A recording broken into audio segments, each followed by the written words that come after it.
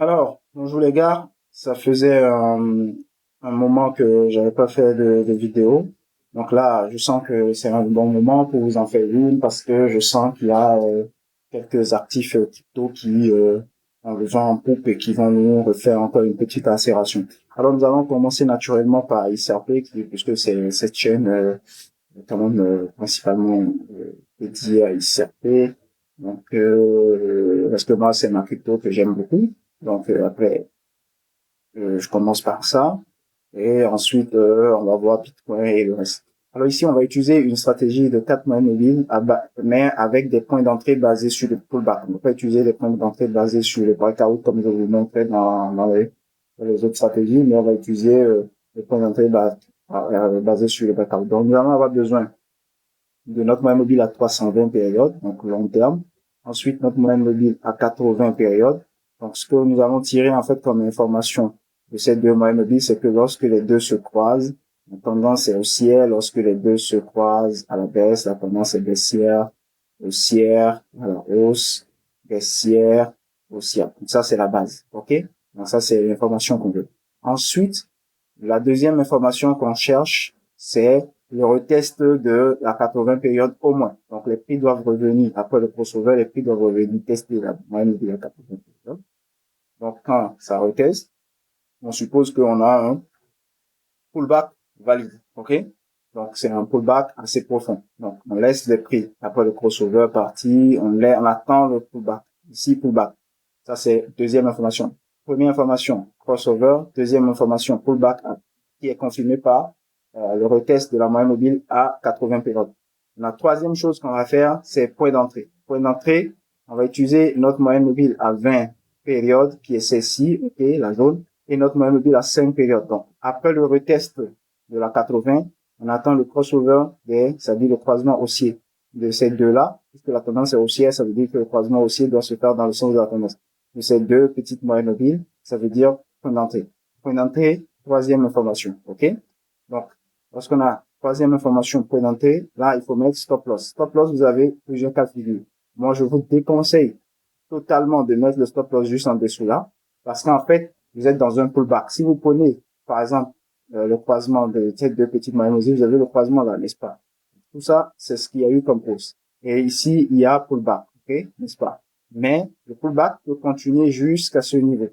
Donc, si ça peut continuer jusqu'au plus bas précédent, pourquoi vous mettrez votre stop loss ici et vous faire éjecter n'importe comment? Donc, le mieux, c'est de mettre le stop loss au minimum au croisement précédent entre les deux petites moyennes mobiles.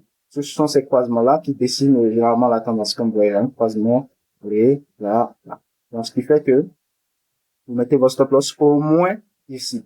Sinon, vous le mettez plus bas et comme ça, vous évitez tout problème. Donc là, troisième information, croisement. Quatrième information, stop loss, position. Cinquième chose à faire, c'est de viser d'abord une fois la distance que vous avez risquée. OK? Donc, vous mettez une fois la distance que vous avez risquée. À ce niveau, vous allez dégager une partie de votre position. Vous pouvez vous couvrir au cas où les marchés vont invalider la tendance et revenir vous chercher. Donc, vous essayez en fait de neutraliser votre trade le plus vite possible. Sinon, autre alternative, c'est de déplacer son stop loss à break-even. Mais moi, je ne fais pas ça parce qu'il faut laisser en fait de l'espace au marché pour faire ce qu'il veut faire. Donc, vous ne mettez pas break-even, vous prenez juste une partie. Et maintenant, sixième chose à faire, c'est d'aller chercher votre véritable premier take profit. Donc là, par exemple, vous pouvez mettre l'extension de Fibonacci. Vous faites ça, vous positionnez là, vous mettez ici, vous visez d'abord 100% dans un premier temps. Après, vous visez 161, vous visez 2, 618, ensuite 3, 618 au fur et à mesure. Donc, la première partie la plus importante, en fait, c'est de pouvoir neutraliser le trade et de viser le premier take profit réel. Après, le reste, c'est du bonus. Donc, voilà, je vous ai expliqué tout simplement la stratégie. Donc, ici, on est en pullback. Donc, ça veut dire que là, maintenant, ce qu'on a sur ICRP, après l'accélération précédente qu'on a eue, okay, donc là, maintenant, on a encore les prix qui sont revenus, testés à nouveau. La moyenne mobile à 80 périodes. La tendance est toujours haussière parce que le crossover, là, vous l'avez toujours dans la direction de l'achat. Les deux grandes moyennes mobiles sont toujours en tendance haussière. Les prix sont venus tester là. Donc, on cherche maintenant le croisement entre les deux petites moyennes. Donc, ce que moi, j'espère, en fait, dans cette semaine, j'espère que sur cette semaine, que ça va se réaliser parce que ça fait quand même un bon moment que les deux moyennes mobiles là ne se sont pas croisées. On ait ce crossover là. OK? Donc, je l'espère pour cette semaine-ci. Quand on va avoir ce crossover là, les prix vont commencer à monter. Alors, donc, nous, on va se positionner dans cette semaine-ci probablement. Crossover. On va mettre nos stop loss au plus bas précédent. Le plus bas précédent, c'est bien celui-ci, ce n'est pas celui-là, parce que pour qu'il y ait un vrai plus bas, il faut que vous ayez le plus haut, le plus bas, et un autre plus haut que le précédent. Donc celui-ci n'est pas plus haut que celui-là, donc il n'est pas le vrai plus haut. Okay? Il n'est pas un vrai plus haut. Par contre, ça, c'est un vrai plus haut. Donc le vrai plus bas, il est ici. OK?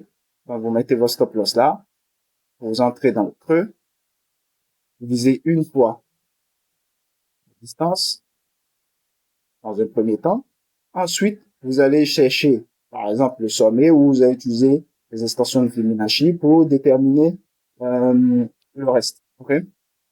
Donc ça, c'est ce que on espère pour ICRP dans la semaine. Ce que j'espère, c'est qu'il y ait ce croisement-là qui va nous permettre de nous positionner. Et ensuite, nous allons pouvoir viser, puisque la tendance elle reste haussière de toute façon pour le moment. Nous allons essayer de euh, viser plus loin, mais en attendant, éliminer notre risque à one-to-one.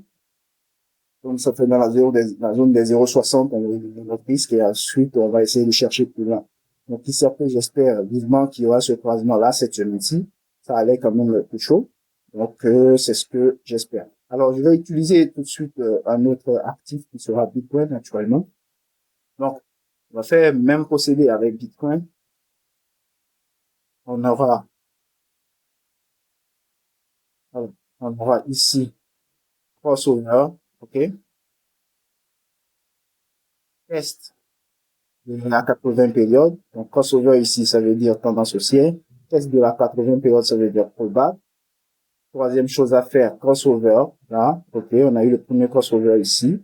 Vous avez vu que si vous aviez mis, par exemple, sur Bitcoin, si vous aviez mis, je vais retirer ça, mais si vous aviez mis votre stop loss juste en bas, vous avez vu comment vous avez été éjecté, tranquillement.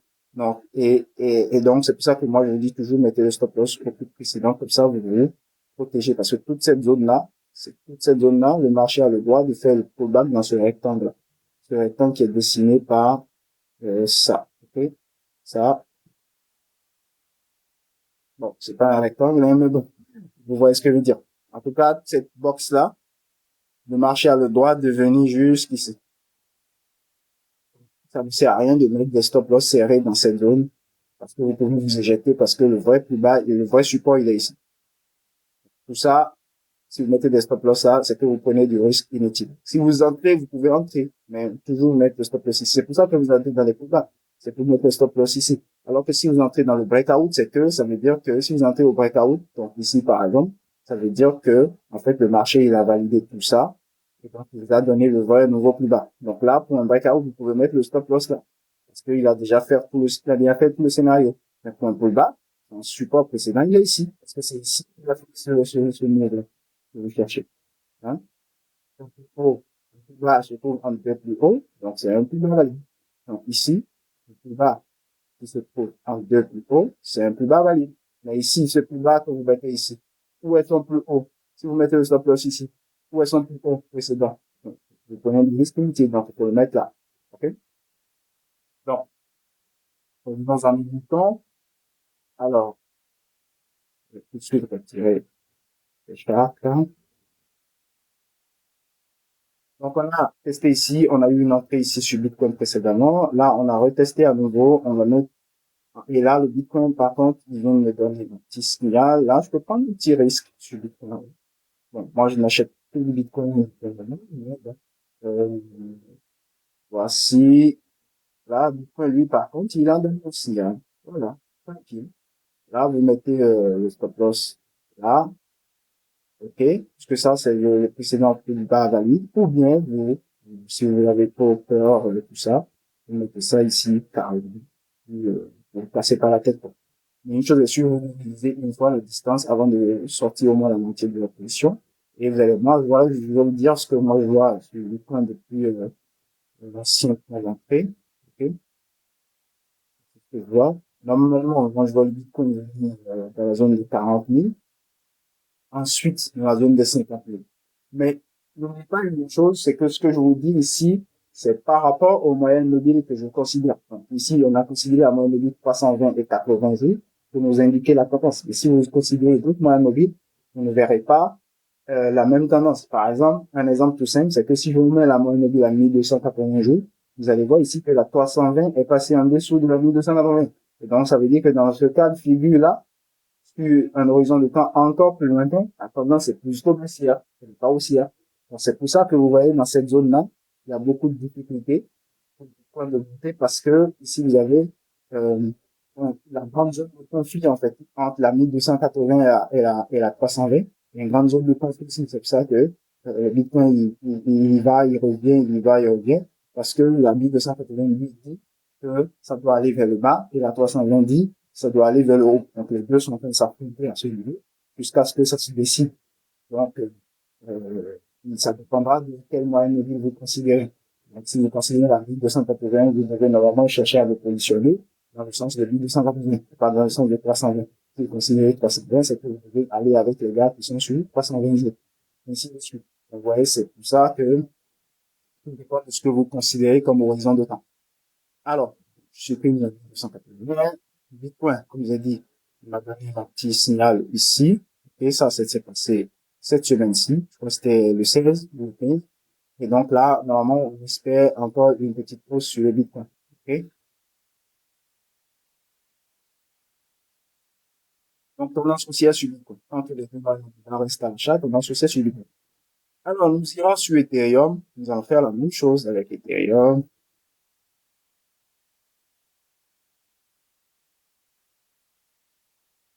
Ethereum. Donc, tendance haussière sur Ethereum, pullback ici, crossover, et depuis, on est dans le même rang. Vous avez vu que si vous aviez, ici, alors, Ethereum, on se positionne là, après le test, c'est que si vous aviez mis votre stop loss quelque part, par là, vous êtes éjecté. Si vous avez fait encore un crossover, vous avez mis le stop loss là, vous êtes éjecté à nouveau. Et là, maintenant, on est en train d'assister encore à un crossover ici sur Ethereum. Donc, ce que je suis en train de vous dire, hein, justement, c'est que, pour mettre le stop loss, le plus même que si vous avez mis le stop loss ici, depuis le début, c'est que vous n'avez pas encore été éjecté depuis votre premier trade. Et si vous avez mis le stop loss là, éjecté une fois, éjecté deux fois, et peut-être qu'après ce crossover, il va y avoir encore plus bas, vous allez être éjecté une troisième fois. Donc, mettez toujours un stop loss au support précédent et vous évitez tous les problèmes dans un pullback pour mettre son stop loss au support précédent. Dans un breakout, vous pouvez mettre le stop loss au support immédiatement formé par le breakout. Mais dans un pullback, mettez votre stop loss au support précédent parce qu'il n'y a aucune zone de support dans le creux que vous venez de faire. Alors, nous allons passer tout de suite à TRX. TRX, c'est bon. Donc, ici, voilà ce qu'on a. Tendance haussière aussi sur TRX. Nous avons ici une première fois. Nous avons eu le test une première fois. Crossover ici entre les deux petites maladies, tendance haussière. Ensuite, nous avons eu à nouveau le retest ici. Crossover une deuxième fois. OK. Ensuite, nous avons eu à nouveau un retest maintenant. Crossover une troisième fois.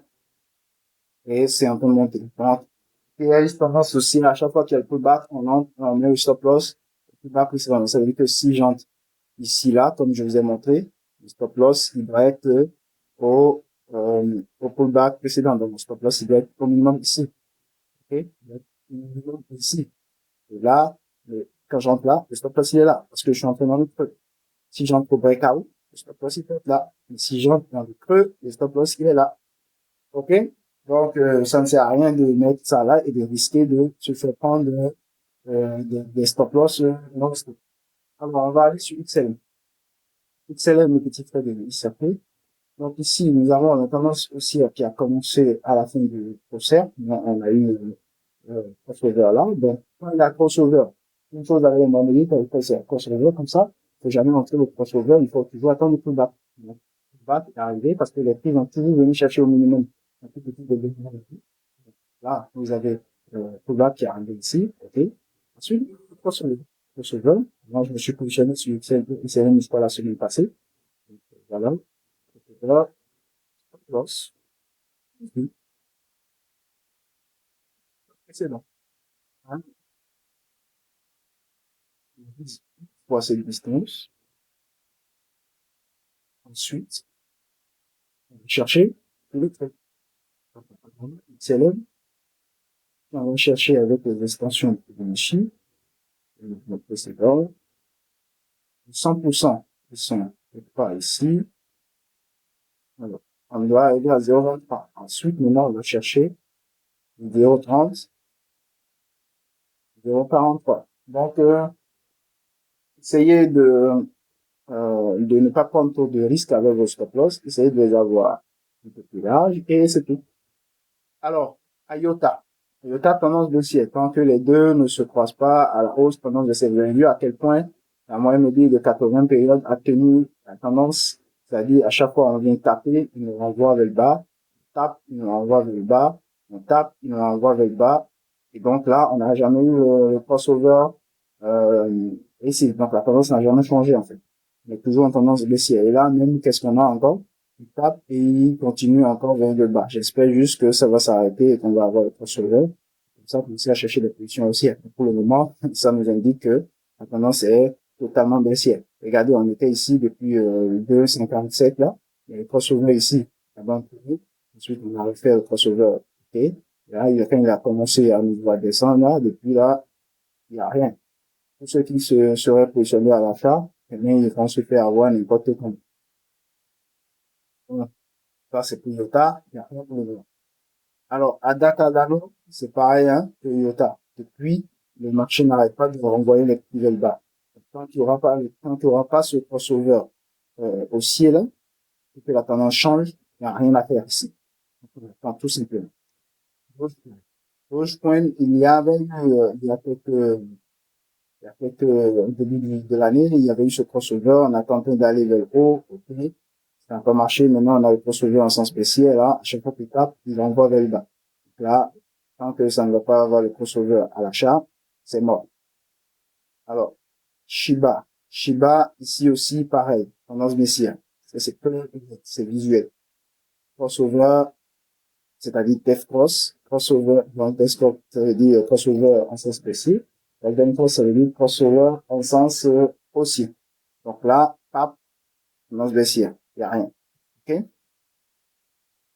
Donc, voilà un petit résumé sur les cryptos. En gros, les seuls cryptos en tendance haussière sont, euh, nous avons ici, et ce sont les premiers d'ailleurs, nous avons XLM, ok, nous avons TRX, qui sont en tendance haussière, XLM et TRX sont même donné des petits signaux tout de suite. Nous avons ETH et Bitcoin.